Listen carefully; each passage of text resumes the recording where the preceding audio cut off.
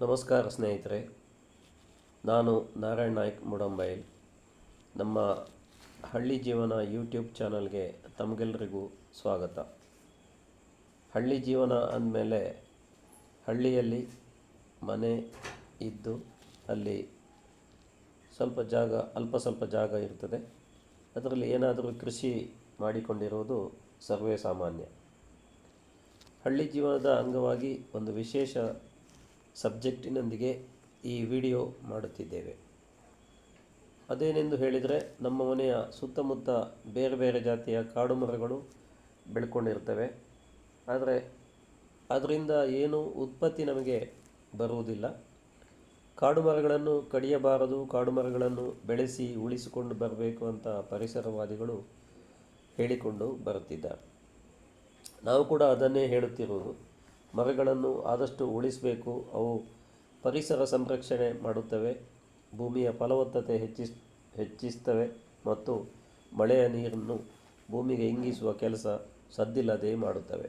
ಈ ಕಾಡು ಮರಗಳನ್ನು ನಮ್ಮ ಜಾಗೆಯಲ್ಲಿ ಇದ್ದಾಗ ಇದು ಖಾಲಿ ಜಾಗ ಆದ ಕಾರಣ ಖಾಲಿಯಾಗಿ ಈ ಜಾಗದಲ್ಲಿ ಬೇರೆ ಏನನ್ನು ನಮಗೆ ಬೆಳೆಸಲಿಕ್ಕೆ ಅವಕಾಶ ಇಲ್ಲದಾಗ ಈ ಕಾಡು ಮರಗಳನ್ನು ಹೇಗೆ ಉಳಿಸ್ಕೊಂಡು ಅದರಿಂದ ಉತ್ಪತ್ತಿ ನಾವು ಹೇಗೆ ಪಡಿಬೋದು ಅನ್ನೋ ಬಗ್ಗೆ ಇವತ್ತಿನ ವಿಡಿಯೋ.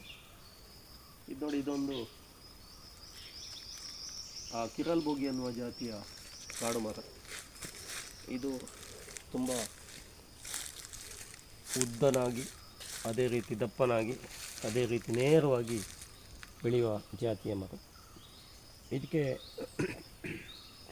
ಇದನ್ನು ನಾವು ಉಳಿಸ್ಕೊಂಡಲ್ಲಿ ಇದಕ್ಕೆ ಕಾಳುಮೆಣಸನ್ನು ಬಳ್ಳಿಯನ್ನು ನೆಟ್ಟು ಅದರಿಂದ ವರ್ಷಕ್ಕೆ ಪ್ರತಿ ವರ್ಷ ಒಂದು 3,000 to 5,000 ತನಕ ಉತ್ಪತ್ತಿ ಹೇಗೆ ಪಡಿಬೋದು ಅನ್ನೋ ಬಗ್ಗೆ ಇವತ್ತಿನ ನಮ್ಮ ವಿಡಿಯೋ. ಬನ್ನಿ ಈಗ ಅದರ ಬಗ್ಗೆ ಹೆಚ್ಚಿನ ಮಾಹಿತಿ ತಿಳ್ಕೊಳ್ಳೋಣ.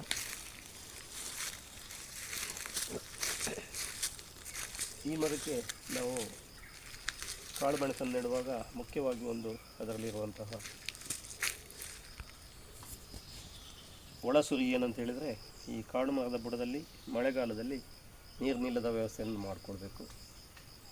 ಅದು ಕಾಳುಮೆಣಸಿನ ಬಳ್ಳಿಗೆ ಮಳೆಗಾಲದಲ್ಲಿ ನೀರು ನಿಂತರೆ ಅದು ದೊಡ್ಡ ವೈರಿಯಾಗಿರ್ತದೆ.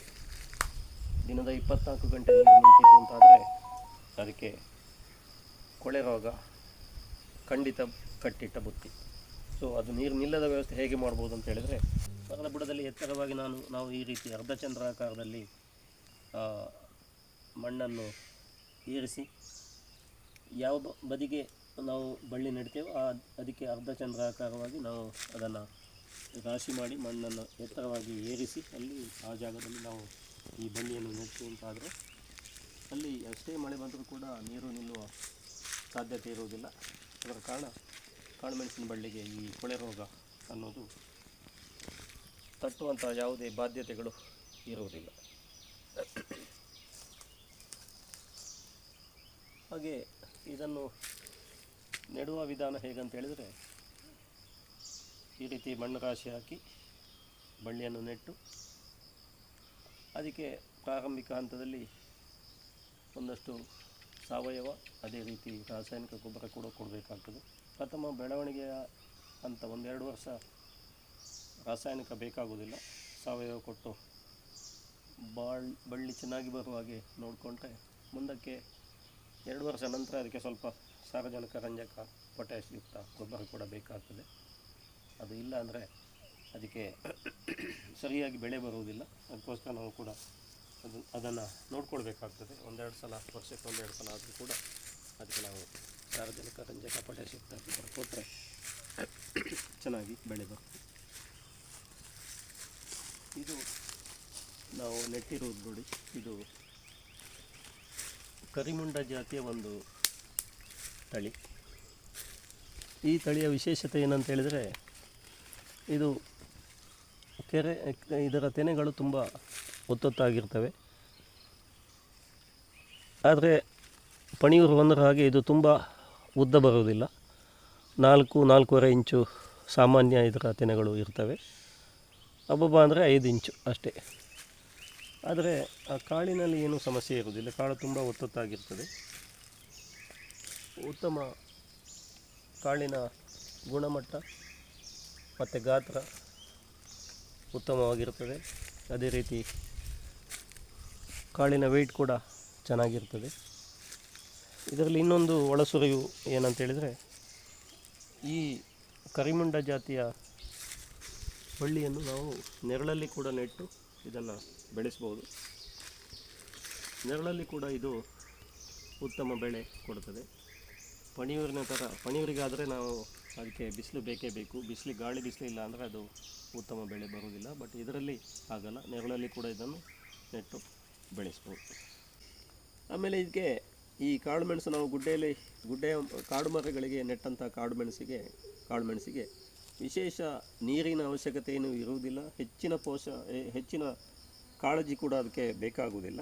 ಅದು ತನ್ನಷ್ಟಕ್ಕೆ ತಾನು ಬೆಳೆದುಕೊಂಡು ಹೋಗ್ತದೆ. ತಿಂಗಳಿಗೆ ಹೆಚ್ಚು ಕಡಿಮೆ ಒಂದು 2 ಸಲ ನಾವು ನೀರು ಕೊಟ್ಟರೆ ಸಾಕಾಗ್ತದೆ. ಅದು ಕೂಡ ಯಾವಾಗ ಜನವರಿ ನಂತರ, ಜನವರಿ, ಫೆಬ್ರವರಿ, ಮಾರ್ಚ್, ಏಪ್ರಿಲ್ ಈ 4 ತಿಂಗಳಿಗೆ 2 ಸಲದಾಗೆ, ಅಂದರೆ ಒಂದು 8 ಸಲ, ಒಂದು ಸೀಸನ್ಗೆ ಒಂದು 8 ಸಲ ನೀರು ಕೊಡಬೇಕಾಗ್ತದೆ. ಒಂದು 5 ರಿಂದ 10 ಲೀಟರ್ ನೀರಷ್ಟು ಒಂದು ಸಲಕ್ಕೆ ಕೊಟ್ಟರೆ ಸಾಕಾಗ್ತದೆ. ಅದು ಬಳ್ಳಿ ಏನು ತೊಂದರೆ ಇಲ್ಲದೆ ಚೆನ್ನಾಗಿ ಹೆಲ್ದಿಯಾಗಿ ಉಳ್ಕೊಳ್ತದೆ. ಆಮೇಲೆ ಮೇ ತಿಂಗಳಲ್ಲಿ ಹೆಚ್ಚಾಗಿ ಮಳೆ ಬರ್ತದೆ. ಮಳೆ ಬಂದ ಮೇಲೆ ಅದಕ್ಕೆ ನೀರಿನ ಅವಶ್ಯಕತೆ ಇರುವುದಿಲ್ಲ. ನೋಡಿ, ಈ ಥರ ಒಂದು ಕಾಡು ಮರಕ್ಕೆ ನಾವೊಂದು ಕಾಳು ಮೆಣಸಿನ ಬಳ್ಳಿಯನ್ನು ಹಬ್ಬಿಸಿ ಇದರಲ್ಲಿ ವರ್ಷದಲ್ಲಿ ಒಂದು 3 ರಿಂದ 5 ಸಾವಿರ ಇನ್ಕಮ್ ನಾವು ಧಾರಾಳವಾಗಿ ಪಡೀಬೋದು. ಹೇಗಪ್ಪ ಅಂತ ನಿಮಗೆ ಆಶ್ಚರ್ಯ ಆಗ್ಬೋದು. ಇದು ನೋಡಿ, ಈ ಗಿಡ ನಾನು ನೆಟ್ಟು, ಕಾಳು ಮೆಣಸಿನ ಬಳ್ಳಿ ನೆಟ್ಟು ಇದು 4ನೇ ವರ್ಷ. 4ನೇ ವರ್ಷಕ್ಕೆ ನನಗೆ ಇದರಲ್ಲಿ ವರ್ಷಕ್ಕೆ ಹೆಚ್ಚು ಕಡಿಮೆ 2 kg ಆಗುವಷ್ಟು ಒಣ ಕಾಳುಮೆಣಸು ಬರ್ಬೋದು. ಇನ್ನೂ ಒಂದು 2 ವರ್ಷ ಹೋದರೆ, 2 ಅಥವಾ 3 ವರ್ಷ ಹೋದರೆ ಖಂಡಿತವಾಗಿ ಒಂದು 7 ರಿಂದ 10 kg ತನಕ ಒಣ ಕಾಳುಮೆಣಸು ಈ ಬಳ್ಳಿಯಲ್ಲಿ ನಾವು ಪಡಿಬೋದು. ಸೊ ಈಗಿನ ಧಾರಣೆ ಏನಿಲ್ಲ ಅಂದರೂ 500 ರಿಂದ 600 ರೂಪಾಯಿ ಇದೆ. ಹಾಗೆ ಲೆಕ್ಕ ಹಾಕಿದಾಗ ಏನಿಲ್ಲ ಅಂದರೂ ಒಂದು 3 ರಿಂದ 5 ಸಾವಿರಕ್ಕೆ ನಮಗೆ ಇನ್ಕಮಿಗೆ ಏನು ತೊಂದರೆ ಇಲ್ಲ. ಸೊ ಇಲ್ಲಿ ತಿಳ್ಕೊಳ್ಬೇಕಾದ ವಿಷಯ ಏನಂತ ಹೇಳಿದರೆ, ಒಂದು ಕಾಡು ಮರವನ್ನು ನಾವು ಹಾಗೆ ಬಿಟ್ಟರೆ ನಮಗೆ ಅದರಿಂದ ಏನೂ ಉತ್ಪತ್ತಿ ಇರುವುದಿಲ್ಲ, ಖಾಲಿ ಇರ್ತದೆ. ನಮ್ಮ ಜಾಗ ಅದು ಕೃಷಿ ಅಥವಾ ಕೃಷಿಯೇತರ ಜಾಗ ಇರಲಿ, ಅದು ಹಾಗೆ ಬಿದ್ದುಕೊಂಡಿರ್ತದೆ, ಖಾಲಿ ಇರ್ತದೆ. ಸೊ ಆ ಖಾಲಿ ಮರವನ್ನು ಅದರಿಂದ ನಾವು ಉತ್ಪತ್ತಿ ಪಡೆಯುವುದು ಹೇಗೆ ಅಂತೇಳಿ ಆಲೋಚನೆ ಮಾಡಿದಾಗ, ಈ ಥರ ನಾವು ಒಂದು ಉಪಾಯ ಮಾಡಿ ಅದಕ್ಕೆ ಈ ಕಾಳು ಮೆಣಸನ್ನು ಹಬ್ಬಿಸಿದಾಗ ಖಂಡಿತವಾಗಿಯೂ ಆ ಕಾಡು ಮರದಿಂದ ನಾವು ಉತ್ಪತ್ತಿ ಪಡೆಯುವಂತಾಗ್ತದೆ. ವರ್ಷ ನಮಗೆ ಉತ್ಪತ್ತಿ ಅದರಿಂದ ಸಿಗ್ತದೆ. ಅಂದರೆ ಕಾಡು ಮರದಿಂದ ನಾವು ಉತ್ಪತ್ತಿ ಪಡೆದಾಗ ಆಗ್ತದೆ. ಈ ವಿಶೇಷ ವಿಡಿಯೋ ತಮಗೆ ಇಷ್ಟ ಆಗಿದೆ ಅಂತ ನಾವು ಭಾವಿಸ್ತೇವೆ. ಇಷ್ಟ ಆದರೆ ಖಂಡಿತವಾಗಿ ಲೈಕ್ ಮಾಡಿ, ನಿಮ್ಮ ಹಿತೈಷಿಗಳು, ಸ್ನೇಹಿತರು, ಬಂಧು ಮಿತ್ರರೊಂದಿಗೆ ಇದನ್ನು ಶೇರ್ ಮಾಡಿ. ಅದೇ ರೀತಿ ಸಬ್ಸ್ಕ್ರೈಬ್ ಮಾಡಿ. ಅದು ಸಬ್ಸ್ಕ್ರೈಬ್ ಮಾಡಲಿಕ್ಕೆ ನಿಮಗೆ ಯಾವುದೇ ಖರ್ಚಿರುವುದಿಲ್ಲ, ಫ್ರೀಯಾಗಿ ನೀವು ಸಬ್ಸ್ಕ್ರೈಬ್ ಮಾಡಿ ನಮ್ಮಿಂದ ಇಂಥ ಸುಳಿವಿನ ಅನೇಕ ವಿಡಿಯೋಗಳು ಬರುವ ಹಾಗೆ ನೀವು ಪ್ರೋತ್ಸಾಹಿಸಿದಾಗ ಆಗ್ತದೆ. ತಮ್ಮ ಪ್ರೋತ್ಸಾಹ ಖಂಡಿತವಾಗಿ ನಮಗೆ ಅಗತ್ಯ ಇದೆ ಅಂತ ಹೇಳ್ತಾ ಇವತ್ತಿನ ಈ ವಿಡಿಯೋವನ್ನು ಇಲ್ಲಿಗೆ ಕೊನೆಗೊಳಿಸ್ತಾ ಇದ್ದೇವೆ. ನಮಸ್ಕಾರ.